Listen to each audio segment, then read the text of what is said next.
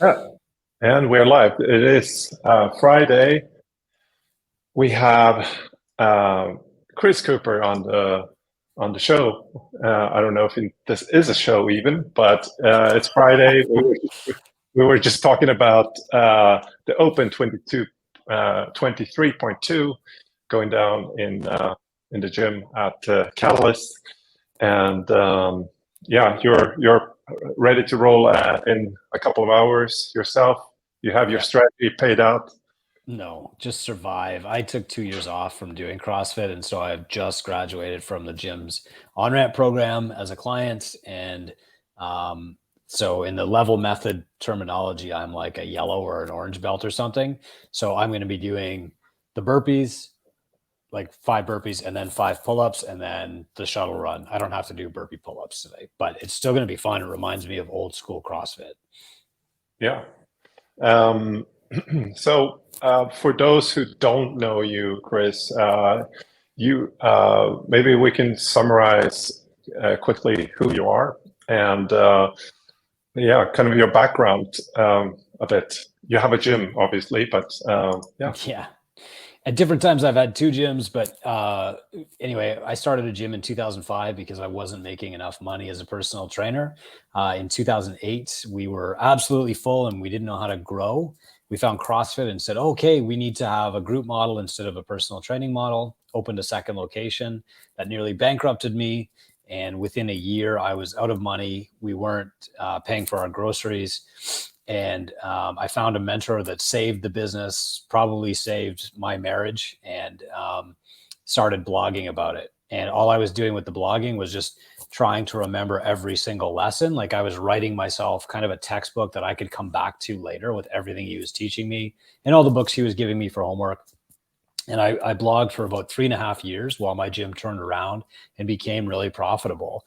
And by 2012, somebody asked me to come and talk. People were reading the blog by that point, but still 100 readers in a day was a really huge deal for me. And so to give this talk, I self-published a book called Two Brain Business, which was just a consolidation of about 20 different blog posts. It was very poorly written, not edited. It didn't have a table of contents, but that didn't matter because there were no page numbers anyway. And I just self-published 30 copies so that I could hand them out at this seminar. But I left the book up on Amazon, and it sold 32,000 copies and became the best-selling fitness business book of all time. And since then, people have started asking for help. And so I founded Two Brain Business, the mentorship company, in 2016. We're the largest mentorship practice in the fitness business in the world. There are 52 mentors on our team, including me and you. And we've published several books specifically to the gym, for the gyms since then. And they're much better written, professionally edited. They have nice graphics. They look way better on my shelf. And so my new book is called The Simple Six, and I'm sure we'll get into that too. Yeah. So if you think back to, let's say, where you were 10 years ago, or even more, like 15 years ago, maybe. But 10 years ago, what was your mindset back then to kind of, yeah. 10 years ago, it was, I think I'm going to be okay. But 11 or 12 years ago, it was, okay, I don't see a way out of this. And so I was sitting on this park bench, and I had had a long day. I had been, training clients since 6 a.m. I had gone maybe 6 or 7 clients in a row. I was busy and my schedule was full. I had maybe 45 training clients per week. That's 45 hours just training clients. And I wasn't making enough money still. And so I said, look, if my practice is full, I can't take any more clients, and I'm still not making enough money, then it must be impossible to make enough money to survive in fitness. And so I was thinking, like, I can't even pay my own bills. How will I ever pay for my kids to go to college, let alone retire from this? And I started looking around the industry and saying, okay, there must be examples, like there must be models of people who have had long, successful careers at this, and now they're retired. And I'm just going to copy what they did. And I couldn't find a single one in any country, anywhere in the world. Not one single person had been a fitness coach for years. And there were some, guys like Jack LaLanne who'd had TV shows and stuff, but still, I mean, they were broke. They were still doing TV shows in their 70s. And I didn't want that. And so I was thinking, like, I have to quit the industry here. And luckily, I found a mentor right around that time, and he changed my mindset from I can't do it to how can I do it? And he said, look, if there's no path laid out for you, then you and I are going to have to figure this out, map the path, but teaching it to other people will also help you stay on track when things get tough. And so my mindset was basically like, I can't do it. And then we finally started having these little tiny wins. And I would say, okay, well, I'm still not convinced that I'm going to make it, but if I can share this with other gym owners, maybe they can skip some of the hardship that I've been through. And then, within 2 or 3 years, we had turned things around. But honestly, what we've learned since from using data, publishing like the largest data set in the world in the fitness industry, is that it took me 3 years to fix my gym from losing money to making $100,000 a year. But now we can help gyms do that so much faster. And like, what took me 10 years to own a building and have $1 million is now taking some gyms in our program like 3 years, 4 years. And so we rely heavily on data and proof, and we measure everything that our gyms do. We are always finding faster ways, and we're always making the gyms better for their clients to get their clients better results, and better for the owner too. Yeah, it's astounding to see how fast some people are excelling right now. But I'm curious about a couple of things before we dig into your book. But it's and maybe caveat to this, but you said something about like when you started writing, it was not perfect, right? And now you have written several books, and yeah, I think many people that think about like blogging, writing stuff, I think a lot of gym owners have a lot of ideas and they want to publish stuff, but they're getting stuck into this situation, the imposter syndrome. What do you tell these guys to like get their message out? Well, for me, I mean, I was already writing stuff for my clients, and there was a website called testosterone.net. I think it's T Nation now. And I was reading that, 2001, I think. And I saw, stuff from Dave Tate and stuff from Louis Simmons and other fitness trainers. And so I realized, like, look, there's value in just publishing a blog. And so I started doing that locally. And that's how I got maybe my first 30 clients for personal training. But when I started writing about business, I was just writing myself a letter because there was no book about the fitness business. And so I was like, okay, I need to write this down so that I won't forget it, basically. So I just gave myself permission to publish it. But because I was writing it to myself, I wasn't careful about my grammar, and I didn't edit things down, and people still loved it. I mean, a lot of people will say that's their favorite book, and I'm like embarrassed that it's still available on Amazon because it's so unpolished compared to the other ones, Yeah.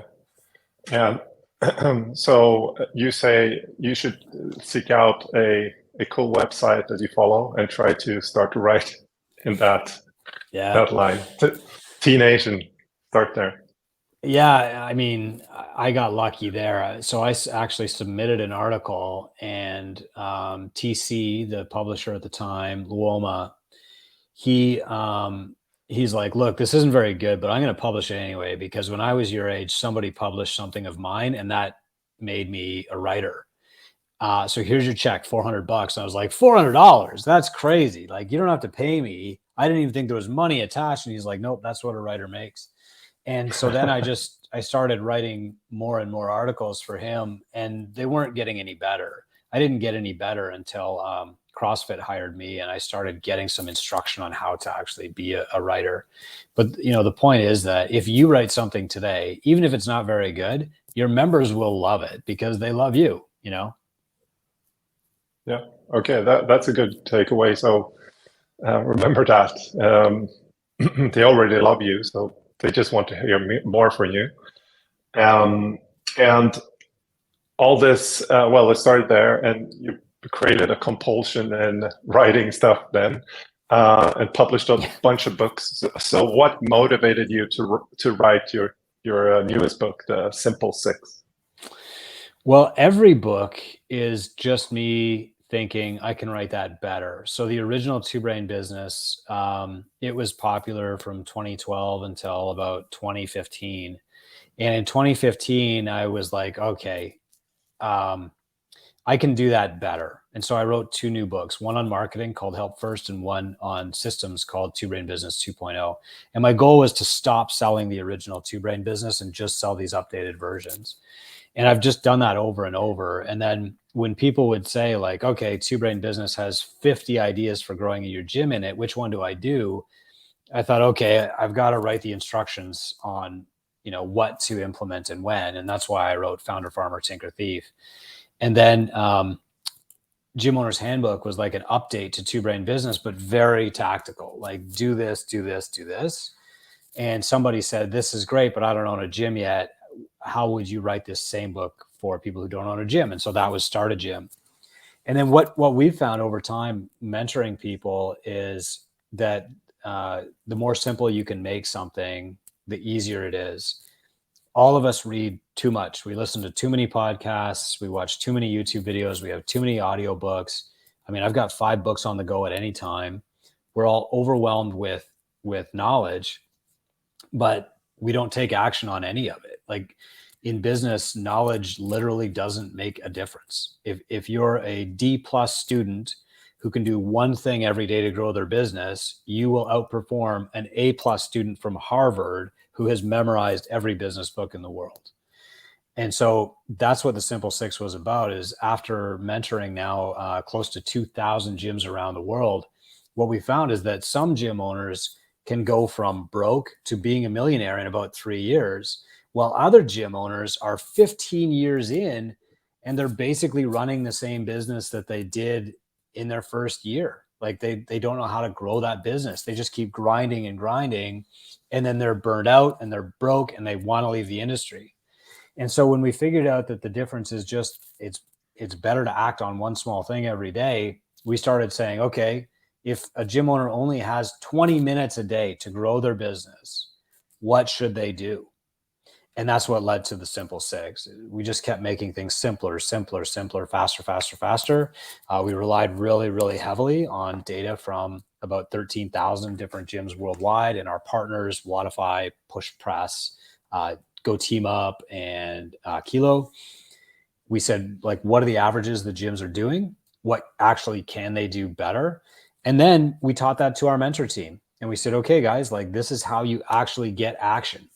And so what's happened is we went from we were helping gyms grow to now we're helping gyms grow really fast. We produced 23 brand new millionaires last year, and already I think like 8 this year. And it's not because, oh, we've unlocked some secret ad campaign or we've got some new bait and switch marketing strategy. It's because we can now boil things down to very simple actions. Do this one thing right now and do that thing tomorrow. And that's what actually creates growth. It's called the law of incremental gains. It was popularized by British cycling, but everybody knows that if you improve 1% every single day, you're going to double your company in a year. It's just like, how do you improve 1%? And so I wrote Simple Six to be tactical and give people like the specific instructions. Yeah, you say that in the book, so I haven't gotten through the entire book yet. So, but you say that like the incremental improvement is the thing that people are usually neglecting, right? But Yeah. and you also say one other thing is that most people are not doing the right thing at the right moment, right? So Yeah. they tend to go from different tasks all the time and multitasking and not taking the right action because they're getting distracted by whatever is on the news, whatever somebody posts on a blog or whatever, and Yeah. they suddenly do something different. So, but if we take that and we create and we map that on kind of your experience now with gym owners, and we say, what is usually the thing that they are getting the most distracted by or from? What is going on the mostly that is not really the most important? Well, I think a lot of them focus on marketing way too early. This was certainly me, so I understand it. And when I met my mentor for the first time in 2009, he said, "What do you think you need to grow your business?" And I said, "I just need more clients. I need some help with advertising." And we talked for a little while, and he said, "Okay, you are not ready for more clients. Like, do not spend money on advertising right now. Any client that comes to your gym right now will hate it. You'll lose them really quickly, and you need to build systems first." And that wasn't very exciting. In fact, it was boring, but like, he was right. And the problem was that any new client that was coming in, they would immediately be turned off by this horrible gym, the scary gym, or they would sign up and they would be really enthusiastic, but they wouldn't see the value of my service. And so they would want to keep downgrading their membership to do it themselves. Like, they didn't want coaching, or they would come in and they wouldn't stick around. They'd be gone in 3 or 4 months. They might be injured, but most of the time they just like, this isn't for me.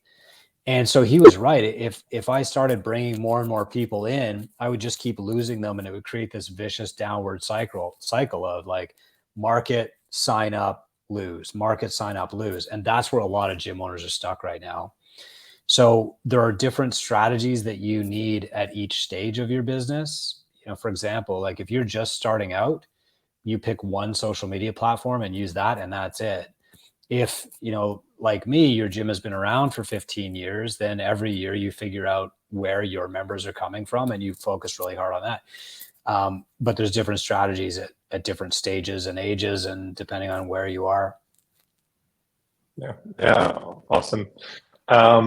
So let's dig into Sure. the six different strategies. By the way, I already see we get some questions, so that's great. We're Cool. going to take those a bit later, but let's dig into the simple six. What does that really mean? So there are really only 6 ways that you can grow your gym. When you boil it down, most gym owners think like, oh, there are 50 things that I need to do to make this gym grow, but there are really only 6 that will actually grow your gym. And so part of the value of mentorship is cutting away all the stuff that doesn't matter so that you can focus on the things that do matter. I say like 20 to 30 minutes a day doing one thing that will actually grow your gym will grow your gym faster than working a 12-hour day where you're trying to do everything. Like, a lot of us have had this experience where you get to the gym at 6 a.m. like I did this morning, you leave at 9 o'clock at night, you've been busy all day, you're exhausted. And if somebody says, what did you do to grow your gym today? The answer is nothing, even though as the gym owner, that's your job, right? Like, I understand that people blur the line between coaching and ownership. But anyway, so there are 6 strategies to grow your gym. You can increase your average revenue per member. That's called ARM. You can increase the number of members that you have. Okay, we call that head count or client. You can increase the length of time that clients stay with you before they leave. That's called length of engagement or leg. You can increase the value of the time that you spend. That's called your effective hourly rate or EHR. You can increase how much you are paid. Believe it or not, this actually helps you grow your gym. We call that net owner benefit. And the last thing that you can improve is the return on investment that you get from everything, like the investment that you make in your space, in your staff, in your bookkeeper, in your mentor, in your equipment. And so the simple 6 is really focused on putting those 6 levers that you have into a plan that you can act on every single day. And we'll walk through this as we go. But the 6 strategies to grow your gym are improving ARM, average revenue per member, leg, length of engagement, head count, number of people in your gym, effective hourly rate, which is like the value of your time as the owner, ROI, the return that you get on all the things that you buy, and net owner benefit, how much the business pays you. All right. So, whoops. If we take the first one, so let's say ARM. we want to improve our ARM. Yeah. How and because I think this is kind of the first thing that most gyms probably are not thinking of, right? I agree. Yeah. And it's the easiest one. Yeah. So if we could give like one, and this becomes then more tactical, yes, but what tactic should or could anyone just implement today and see like at the end of the month an increase in their revenue? Well, the simplest tactic is not always the best one for everybody. And this is where a mentor comes in. But the simplest tactic is raise your price, right? And so a lot of people hearing that will just seize up. Like, I can't raise my price. And this is where mentorship comes into play, because there are always simpler, faster ways to do things. So for example, you're right. The average revenue per member worldwide in a micro gym is just under $100 per month. That's way too low. It should be around $205 per month. That doesn't mean that your membership price has to be in, $205 and up. If you're watching this and you're in France right now, it's okay. Don't go anywhere. But the worst reactions to that number I always get come from gym owners in France for some reason. All that means is that the average revenue per member has to be 205 US dollars or so. And so that might mean that like 30% of your members do some personal training, and that pulls the ARM up for everybody else. So when somebody comes into our program and their ARM is really way too low, the first thing that we do is talk about adding a service like personal training, knowing that 30% of the people who come in their door will just want that service. It's a very easy add-on. It requires no additional skill. And all you have to do is say, would you be more comfortable doing this in a group setting or doing it one-on-one with me? There are other strategies to implement that, which could be like an on-ramp program, or you could just offer skill sessions to your existing clients. Another thing that happens a lot is we'll say to clients like, okay, you don't have to raise your rates for all of your members right now, but we want you to raise your rates by $10 per month for the next 5 people who come in the door.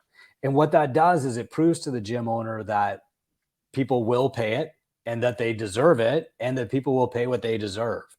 And so once the next 5 members come in and they're paying more, now you've got this discrepancy between your old members and your new members. And eventually you'll reach a point where you say, everybody should be paying the same price. The service that I was giving 3 years ago is not as good as the service I'm giving now. I'm going to bring everybody up to that rate. So when you're increasing ARM, there are dozens of ways that you can do it. Raising your rates is the simplest, but scariest. Adding personal training takes a little bit more work. And then, there are ways that are less scary and easier to implement too. Yeah. I think this is one of the first or like most important things that at least I observe from many of the people that we work with, from my personal experience too, is that I see, and it's also with people I talk to, first time, and we talk about where they are, and usually, like you say, they usually say, I want to have more members. Yeah. And I'm asking then, no, I want to know what revenue would you like to have? And exactly. And so the target is not how many members, but it should maybe be the revenue and profit for the owner. Yeah. But a concrete example that I can see is that I see many gyms going from having the same amount of members to increasing 30 to 40% in the revenue with the same member base, and not doing any crazy stuff. It's just like incremental things. So yeah. I mean, I've seen this in practice now many times myself. So I think if we would move from ARM to and one of the other points, I don't think we're going to maybe go through all the the simple six today, but because I think people should just download book or buy it on Amazon. So because there's some really like tactical stuff to do. So just listening today is not going to just fix your business, but more knowledge won't help. Exactly. So, but let's take one of the that you mentioned that is kind of the one that people don't expect. Can we take? Oh, sorry. Yeah. Go ahead. You pick. I was into the EHR part, but maybe you have a better one. No, I love EHR. I could talk about it all day. So effective hourly rate is how you measure how well you're doing as a CEO. And so, and a good exercise for this is imagine you hired somebody else to grow your gym. And on the first day, you know, they come into your gym and their job is to like grow the gym. They're the CEO. And at the end of the day, you call them up and you say, how did it go? Did the gym grow today? And they're like, well, I didn't really get to it. I was too busy. And you said, too busy? Like, that's your job. You're the CEO. And they were like, well, I got there in the morning and I had to clean one of the bathrooms. And then, you know, the 6 a.m. coach was me. I had to coach 6 and 7 a.m. And by 8 a.m., I was really starving. So I went and got coffee and my breakfast. And then at 10 a.m., I had a personal training client. And at noon, I jumped in and I did the workout. You know, and then at 2 o'clock, I started going on Facebook to set up our ads campaign, but I got really distracted and started just like reading about TikTok. And then I was listening to the Jocko Willink podcast. Before I knew it, it was 9 p.m. and I was exhausted. Man, I worked so hard today. Now, if you hired a CEO for your company and they didn't grow your company, even no matter how busy they were, like you would fire them. But that's most of us. We're the CEO of the company and we're not being the CEO. And so effective hourly rate tells you, where are you spending your time in your business? So all you have to do is this. You count up the number of hours that you've worked this week. Friday is a great day to do this. And then you divide that number of hours into how much you got paid. Okay. So you're going to determine what you made per hour from your business. Now, for a lot of gym owners, this is really scary because it's less than minimum wage. You know, what's minimum wage for you, Rickard? In Germany, it's 12 euros right now. So it's $16.70 in Canada. So we're a little bit higher. And a lot of gym owners will do this exercise. Okay, I made $500 this week and I worked 50 hours. Oh my goodness, I'm only making $10 an hour. I would make more money if I worked at McDonald's and paid for my gym membership. But that's a good starting place. So then what you do is you say, okay, where can I buy myself some time to work on higher value tasks? Well, a cleaner will cost me $16 per hour. Okay, so I'm going to hire a cleaner for 3 hours a week. They're going to come in Monday, Wednesday, and Friday at 8 o'clock, and they are going to mop the floors. And while they're mopping the floors, I will sit at my desk and I will work on marketing or sales, or I will work on the homework from my mentor, higher value roles.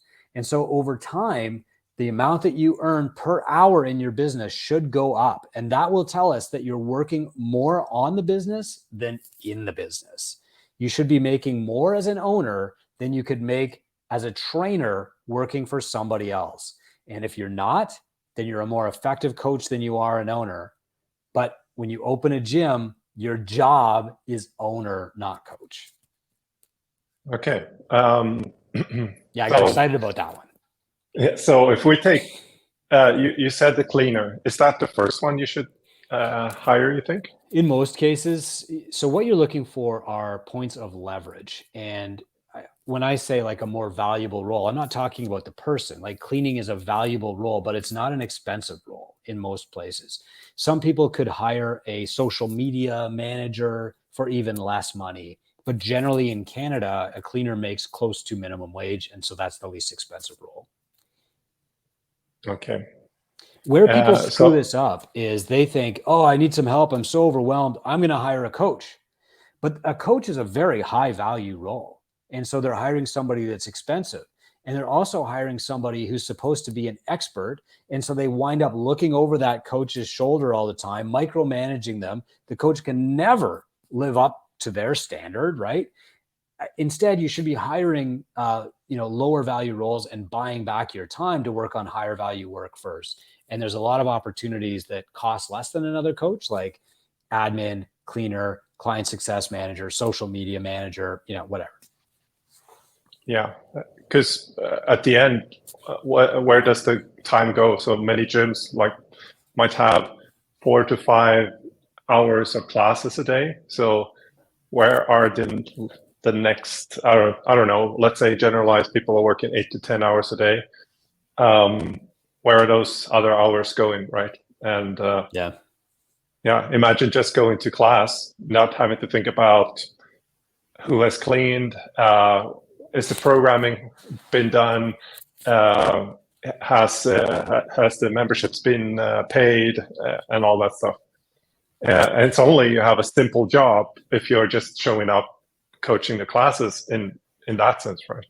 Yeah. The beautiful part about this is that a lot of us open a gym because we want to coach, but we didn't think about all the other stuff that has to happen. So, I've talked in the past a lot about how I'm retired. I don't have to go to my gym ever. I could take 3 months away and never set foot in my gym and it would be fine. I'd still get paid. I own the building. They pay me rent, etc. But today I wanted to coach. And so at 6:30, I showed up. Nobody knew I was coming. They didn't need to know.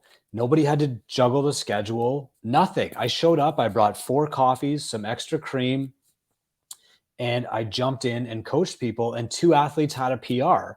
And it was amazing. But if I don't want to go back at noon, I don't have to, and that's the kind of I think that's kind of the ideal outcome for me and for maybe from other people watching too. Yeah.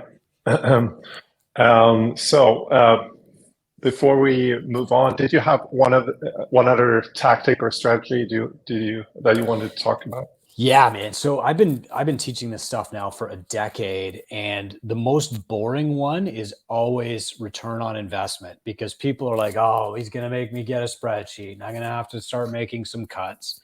But the longer I mentor people, the more I love working with the ROI metric. So just to be clear here, gym owners buy things that they don't use. It's not because they're dumb. When they bought the thing, they thought, oh, I see how this could work, right? Like, gym owners are smart. The problem is they run out of time, and so they don't get a good ROI. So for example, your bookkeeper should pay for themselves. They shouldn't be an expense. They should save you so much on taxes or other expenses that the money that you save more than pays for the bookkeeper. And so what you do is you go to your bookkeeper at the end of the year and you say, how can I get a better return on our time together? And they'll usually just tell you, well, if I had an extra 10 hours, I could go through all of your expenses and find places where you're overpaying tax, So that's one good thing right there. And so return on investment, like that ROI metric, is not about what can you cut, like what can you stop spending money on. It's how can you improve your return on investment. And when you start practicing this and you're doing the simple 6 over and over, you start naturally noticing more opportunities for yourself. Today I'm in my gym and the lobby area is nice and there's leather couches and stuff now. And I'm thinking, we don't need all this space. We could use half this space. It would still be great, but I could partition this wall. We could make an office. We could do our consultations there and then turn the consultation office into another personal training room or sublease it to a massage therapist. You just start getting good at noticing opportunities when you practice noticing opportunities. And so ROI is becoming, ARM has always been my favorite. Retention is always I love it so much, but ROI is quickly becoming my favorite strategy too. Yeah, I think, like you said, space is one of the biggest things, right? Many gyms have a lot of space. Yeah. And the question is are you actually utilizing, those, let's talk square meters because we're mostly Europeans here, I guess. But probably having 50 square meters with like 2 GHDs and 2 bikes, and like, is that the best way to use that space? And I think one of the things that you I've talked about is, how to partnership, how to if you want to sublet, or Yeah. just increase your ARM by offering more services within your business too. You talked about that, I think, also for a decade almost. But so I recommend people obviously read your books to get the best practices there too. But Thank you. what is the latest best ROI that you've done? Well, I'll flip it. So I had a group here yesterday, and I'm their mentor. So we have a mentorship practice. There are 800 gyms in the Two Brain Business mentorship practice worldwide right now. But personally, I work with business coaches who mentor in other niches. And so these people have about 100 cheer gyms. And so they turned the tables on me. They had read the book and they knew what to ask me. And at the end of the day, we were sitting down and we were having a beer, and they said, Chris, how do we get a better ROI on your service? And I said, easy. Here's exactly what you do. You need to hire these 3 people so that you can move faster. And, but the reality is most people don't ask the question because they don't want to offend their bookkeeper. They don't want to offend their mentor. They don't want to offend whoever's selling them a service.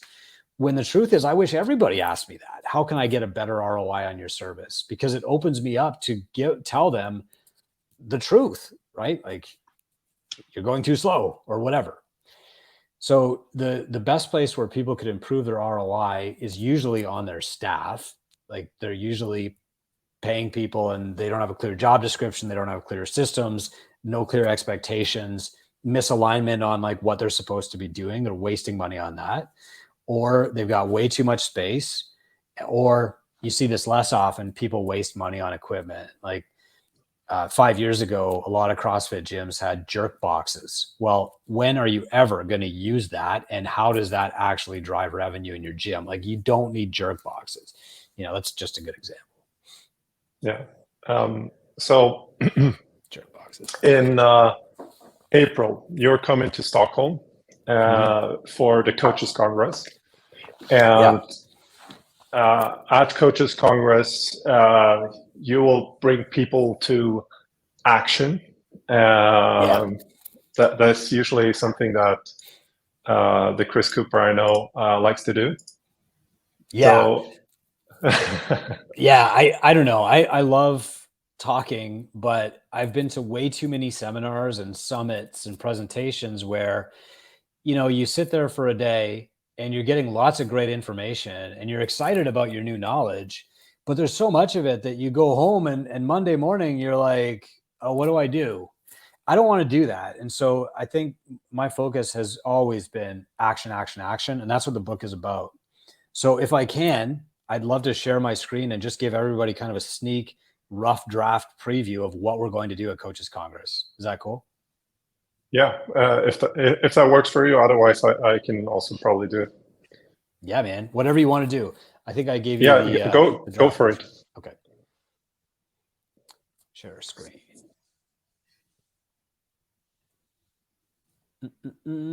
Okay. So this is just a draft version. My editor might get mad that the branding is off and it doesn't match. Here's what we're going to do. I am first going to have everybody in the audience rate themselves in different categories. Nobody's going to see this. You're not going to turn it into the teacher at the end of the seminar. These are the averages from around the world at all micro gyms. Okay. So we're going to start with net owner benefit, NOB. How much money do you take home from your business every month? And you circle like the lowest number, whatever the average is. And then you say, how many clients do you have? The stream? Oh, yeah. Sorry, man. Okay. Yeah. My fault. Okay. So if you're making, $2,500 or 2,500 euros per month, you circle number 4. That's all. And then we go to the next one. How many clients do you have? You circle the correct one. Okay. And then we go down and we go, what's your average revenue per member? And you might have to estimate a little bit. That's okay. And you circle the number. What's your average retention? You circle the number. And then once we've got these 6 scores down, we can see very clearly, like, what is your greatest opportunity for growth? Okay. So if you've got 300 members, but you're only making $2,000 a month, we've got a problem. And this is actually very common. We don't only work with CrossFit gyms, but this is very common in the CrossFit world, gyms that have 200-300 members and the owner is not making any money. So, okay, why? Well, the ARM is low. Okay, that's our first big opportunity, right? There's no right and wrong answers here. It's just opportunities. So the next thing that we do is we say, okay, we are going to make a plan. And so we're going to walk through this process together at Coaches Congress. We're going to come up with a list of ways to increase ARM together. Then we're going to set very specific goals, like how much do we want to increase ARM by? Then we're going to choose one tactic to execute. Then we're going to schedule that tactic and actually plan for it. We're going to write down, here's what I need to get done. Then we're going to teach that tactic to our staff so they do it for us. And then we're going to move to the next tactic. So here's how it looks. I'm going to put you in small groups of like 2 to 3 people at Coaches Congress. You might know the people that you're with and you might not, but the 3 of you are going to be working together as a team to grow each other's business. Okay. This is called peer mentoring. And so, Rickard, if you and me and Per Matson are in a group together, we are going to take 3 minutes and we're going to write down all the ways that we can think of to increase ARM. Okay. And then the speaker will say, okay, here's a list of, some that we teach at Two Brain, just in case you missed any. Okay. Then we're going to go to the next category, leg. Write down ways that have improved retention at your gym. Okay. No guessing, no, just care more, nothing vague like that. If you can't prove that it works, it doesn't go on the list, but we're still going to get at least a dozen ideas here that have worked for you or your partners, and we'll walk away with that. And then, we'll share some things from Two Brain that have actually worked. And then we'll move on to the next category, effective hourly rate. Okay. And then we'll share some ideas from Two Brain because I want people to have a really good list of ideas. Then what we're going to do after we've got ideas for all 6 categories is we're going to actually make a plan. Okay. So we're going to start with really easy goals. Your goal is not to increase your ARM by $50 a month. It's $5 a month. Okay. I want really fast, actionable goals, incremental gains. So maybe we're going to write down our goal is to increase ARM by $5 per client per month. Or our goal is to increase retention by 1 month. Or our goal is to increase effective hourly rate by $3, something very small. Each gym owner here is going to get this worksheet and they're going to fill out their own goals. Then from there, we're actually going to build a plan. So if our goal is to increase ARM by $5 per month, and I've got this list of 12 ways to increase ARM that I made with Rickard and Per, I'm going to pick the easiest and the fastest way to do it. And I'm going to write that on my sheet. So we're not all about like, okay, what is the most complicated way that I can think of to get 5 new clients? Well, it might be starting a new TikTok account. Nope. We're going to find the fastest, easiest way to get 5 new clients, and we're going to make that your plan. Then we're going to put this on a calendar so that on Monday morning, when you get home from Coaches Congress, you pour your coffee, you open up your plan, and you say, okay, I'm starting by getting 5 new members. Here's exactly what I'm going to do. And you're going to take 30 minutes. You're going to work as hard as you can on that specific tactic for 30 minutes. And then you're going to stop and do the rest of the stuff. And if you're not finished, then you'll work again on it on Tuesday morning. And every day you will do one thing to grow your business before you do anything else. You'll know exactly what to do. You'll take action, and slowly you'll start to see your business grow. And that's what the Simple 6 is all about. When something is working and you don't want to do it yourself anymore, like I'm not on TikTok, I'm not on Instagram, I hate those platforms, I don't like Twitter, but they still have to be done. That's when I can hand them off to my staff. So I have to do the first Twitter post, and then I just write down exactly how I want it done. And I use this sheet to do it, and I hand it on to my staff. And I'm going to teach gym owners at Coaches Congress how to do that too, so they can keep doing other things to keep growing. Awesome. Yeah. Yeah. I think some people might get even intimidated of like, I need to get structured, and also that accountability to have something on your calendar, tick tock tock tock, happening, for the next month. And Yep. uh, and it's also, I think, what I take from this is also like the small thing. It doesn't necessarily mean that you have to do something. Monday it's an 8-hour task. No. It might be a 5-minute phone call to your bookkeeper, like you said, or it might be filling out that sheet takes you 15 minutes and hand it over to your staff member. And Yep.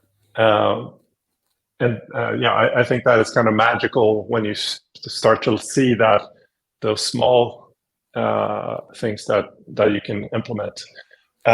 So yeah, we got some. I'll we share got how, at least. if Yeah. you don't mind, I'll share how it worked for me. So my mentor had me Yeah. improve effective hourly rate first. And so I hired the cleaner for 3 hours a week. And then he would come in at 9 o'clock. His name was Sean, and he would mop. And I would say, okay, now what do I do? Well, the first night I said, I don't know what else to do. So I'm going to write an email to everybody that's on my email list. And I'm going to say, here's the price of personal training. And I sent that out, and I sold 3 personal training packages and made $1,200. And it cost me about $10 an hour for Sean. And then the next day I said, well, that was awesome. I'm doing that again. So I wrote another blog post, and this one didn't return me any money. So the third day I said, okay, well, now what do I do? And so just as you said, I called my bookkeeper. Hey, Christine, I think I'm overpaying taxes. What do I need to do? And she's like, you need to set up a holding company. I said, can you do that? She said, yes. Hung up the phone, right? Job done for the day. And then, the next thing is like, how do I increase ARM? Well, I need a pricing binder, and I'm just going to put the prices $10 more expensive for new clients. So I spent 30 minutes and I wrote all of our prices in a binder, and I printed it off, and I put 3-hole punches in it and stuck it in the binder. And that was the job for the day. And all of these things compound and compound. And, eventually within a year, your business can triple if you're getting one thing done every single day. Yeah. Sorry to cut you off. Yeah. No, that's good. It makes me also think of maybe one thing that makes people scared sometimes is what to do now, and maybe also this like, is this all about just not getting, I want to coach, I love this. Should I just delegate myself out of everything, or what happens next, Well, the truth is, when you open a gym, your primary job is gym owner, not coach. And so I think many of us have been led astray by this belief. It even has a name. It's called the technician's curse, where just being the best coach is the business. And that's not true. You have to be a good business owner.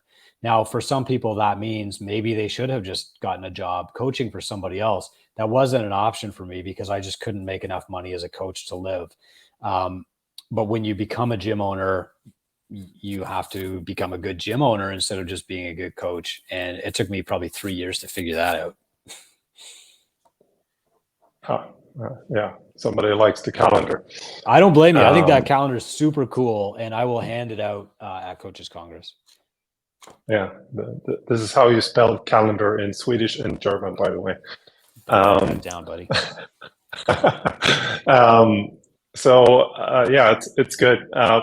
Can I ask you, how does the calendar look like? You don't have to show, but what does the calendar look like for somebody who is the CEO of international company, mentoring other mentors and so on? Yep. When do you sleep? I just don't. No, I'm just kidding. Same rule, right? It's the exact same rule that I had a decade ago when I was trying to fix my little gym. I follow the exact same rule now with a multi-million-dollar worldwide company. And that is this: every day, do one thing to grow your business before you do anything else. And so usually for me, that starts out with writing because we have a big media team. Sometimes what I write gets published, sometimes it doesn't. But the truth is that like the company does not grow while I'm in meetings. The company grows in that first 30 minutes every morning at 5 a.m. when I've got a coffee and I'm sitting downstairs. So in my basement working. So I'm going to actually read you my list because I did all my stuff today, right? Let's see here. So completed tasks for the day. So today, what I had to do was write a post to our clients about all the new upgrades that we've published this month, right? So that's actually a retention strategy. It improves leg. When I tell people we've given you all these new gifts, and every month we publish between 3 and 5 brand new things for them. The second thing that I did today was pay myself. So I increased net owner benefit there. The third thing that I did was I went through a brand new course that we're going to be selling for certifying mentors. And I reviewed that and made notes for Tiffy. I got all those things done in about 35 minutes. And then I took a shower. I went to the gym and I judged my CrossFit, knowing that for the rest of the day, if I don't do anything else to grow my business, it will have grown a little bit. Even any one of those things would have grown my business a little bit. Okay. I also, check this out, I filled in my paperwork to become a DECA affiliate for my gym, which I'm super excited about. And I'll be talking about more in the future. Cool. Yeah. Yeah. So that sounds to me almost like Tim Ferriss' 4-hour work week. It is. Yeah. And I learned a lot of early principles from him for sure. Like effective hourly rate. He doesn't call it that in the book, but basically that's what he's talking about is like improving the value of his time. Oh, cool. Yeah. So I'll take a question here. How to transition from a private PT to semi-private PT? This is leveraging your time. Yes, so good. And man, I wish somebody had said those words to me in 2008 because I thought the way that you scale from private PT to earn more money for your time was to do CrossFit, to jump into groups of 12. And that's what killed me. I didn't know what semi-private was. And so this is actually becoming very popular right now. And so last week, 2 weeks ago, a guy named Brian Bott, who runs 2 very successful semi-private personal training studios in Long Island, New York. I flew him up here to the Two Brain workshop. We spent 2 days working together to build a course for Two Brain clients on how to build a semi-private training program. So I'll give you the overview. First, semi-private training is different from small group training. Small group training is 4 of us get together. We're all doing the same workout at the same time. We're doing it together. We're working on the same skill. 3, 2, 1, go. High five at the end. Semi-private training is 4 of us are coming in at the same time, but we all have different workouts that we're working on, and we share one coach. So it's way more interesting for the coach. If you've been a personal trainer for a long time, you know it can get pretty repetitive. But when you've got 4 clients working on 4 different things at once, it's a lot more interesting. Each of those clients is paying a little bit less than they would for personal training usually, but the sum of the 4 together is far more than you would make for a one-on-one hour. And so as a gym owner, you're making more in that time, and the trainer is making a lot more in that time too. The way that you do it is this, and I learned this from Greg Glassman, by the way. So if you're a CrossFit affiliate, this is how Greg started. It wasn't big groups, you come at noon and there's a group class. It was semi-private and small group training. So what Greg would do is he would say like, hey, Rickard, you're doing amazing. Like, look at all of these gains that you've made. The only way that I can keep our gains coming this quickly is to partner you with somebody who's at about the same level and have you guys train together, because there's that kind of innate human motivation factor of training beside somebody. You just train harder with a partner. I've got the perfect person for you. Do you want to try it for a session and let me know how it goes? Okay. So, Rickard, being the friendly guy that you are, you'd probably say, yeah, I'll try it. And I would say, hey, if you don't like it, we can always go back to one-on-one. And so I bring this person in. Let's call him Dan. I just coached a guy named Dan in my morning group. And I said, Dan, this is Rickard. Rickard, this is Dan. Dan is super good at the press, but he's not as good at the clean. Rickard, you are amazing at the clean. I think training together, you're both going to get better at everything. So you start training together. After the session, I pull you aside. Rickard, I thought that went awesome. What did you think? You're like, actually, that was pretty good. Perfect. I'll tell you what, I can save you about 10% of the cost of personal training if you want to keep training with Dan. What do you think? Let's try it for 3 months. And then you make the same offer to Dan.